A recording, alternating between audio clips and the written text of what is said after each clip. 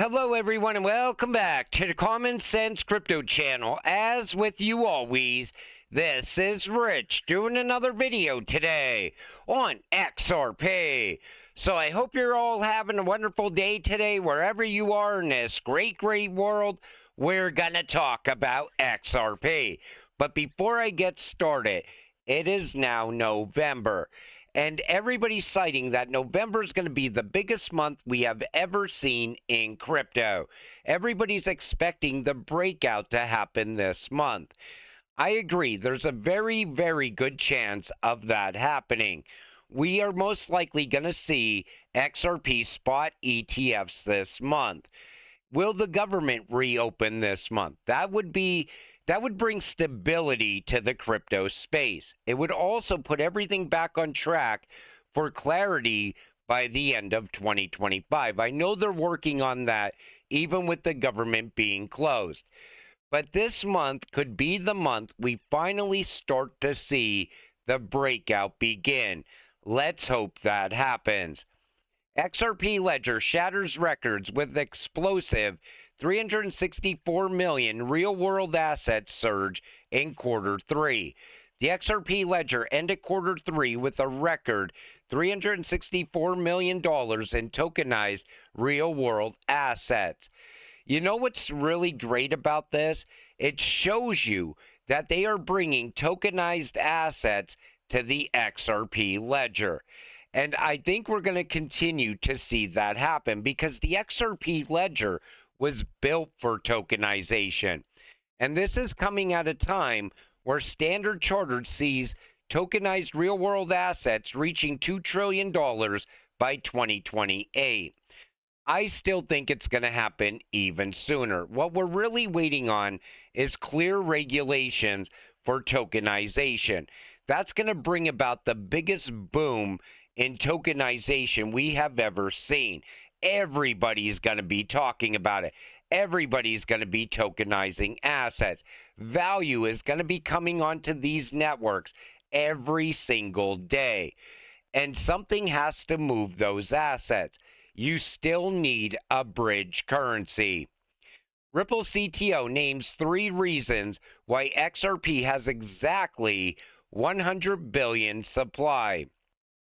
First, according to Schwartz, is that the supply needed to guarantee adequate divisibility so that XRP could handle micropayments at scale, something that was part of the ledger's DNA from day one. Designed long before NFTs or DeFi made dust transactions fashionable.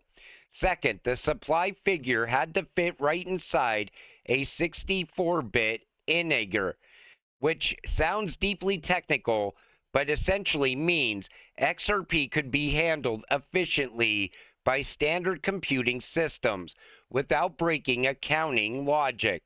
And third, Schwartz noted it had to be easy for humans to remember, because adoption is slow if people cannot wrap their heads around the numbers. So that's why there's 100 billion XRP. The one I like is the fact that they built it to handle micropayments at scale. Micropayments are the low-hanging fruit for blockchain and crypto. David once said that. And there's going to be billions upon billions of micropayments happening every single day. People are no longer going to be paying subscriptions in the future. They're going to be paying for one movie or one TV show instead of buying the monthly subscription. Same thing with newspapers and articles. It's going to be a totally different world in the future. People are no longer going to be getting paid weekly or bi-weekly or monthly. They're going to be getting paid by the hour, by the day, every single day. That's what micropayments are all about. Brad has cited this multiple times. But what else has to happen first? You need to remove all the friction inside of transactions, inside of payments. They do finally come around. Blockchain is real. Stablecoins may have a real use. We have the JPMorgan coin. Take a listen to Jamie Dimon here. Bitcoin. My blockchain is real. Stable coins may have a real use. We have the JPMorgan coin. Tokens will be real. Programmable money, all that'll be real. I'm not going to say about Bitcoin because then that's all I'm going to read about in the headlines. So next, and then I get death threats and shit like that. So that stuff like. So it's not a pet rock, but maybe a pet rock, TBD. But the underlying technology, you think? Yeah, but I've always said that blockchain is a technology that we've all been yapping about for 12 years, and it's not fully deployed. Because it's hard to deploy blockchain that we all agree on permissions and rules. And we do use it. We use it intraday repo. I think it's going to replace certain systems we all use that are clunky or late or not 24/7. Those are all legitimate complaints. And blockchain may be one of the things that fixes that. Other technologies can fix it too, by the way. It's not the only thing that can fix it. And sometimes it's a solution looking for a problem. We already move money real-time payments. Most of it moves digitally in effect. It runs through AML, KYC, risk systems when it happens. You can't just replace all that with a blockchain and think you're doing what regulators and governments want you to do. So it's a little more complicated than just it's going to replace everything. Take notice, he's trying to keep the current system relevant. You know why? Because JPMorgan makes a lot of money off the current system. They like things to be slow and expensive. They like to keep making all those fees. They like to pocket those fees every single month. But he mentioned JPMorgan coin. This is what Brad Garlinghouse had to say about JPMorgan coin. Take a listen. It is interesting you say that because you look at, JPMorgan, where you had Diamond saying that he thinks Bitcoin is a fraud. And then he launched a coin. Yeah. And it sort of reminds me a little bit of PayPal's journey too, the sort of contentious relationship with banks and the credit card rails. So are you seeing this shift happen? And again, where is this 5 years from now? Are you able to exist in a world where the JPM coin exists and other banks have their own forms of cryptocurrencies? Look, the JPM coin, I think, actually, in many ways, has been great for the industry because, someone who not that long ago was saying Bitcoin's a fraud is now leaning in, and it was a macro good thing for the industry and bringing credibility. I'll give it a thumbs up. The JPM coin, though, if you really think about it, and there's a lot of banks represented in this room, is Wells Fargo going to use the JPM coin? Probably not. Is B of A going to use the JPM coin? Probably not. And so, are we all going to have a Wells Fargo coin and a B of A coin? And now, what about the interoperability between these coins? The other thing that makes no sense to me, in order to get a JPM coin, you deposit $1 in a JPM account, so it's one-to-one backed in dollars, and you can only use it intra JPM's ledger. Why didn't I just use $1?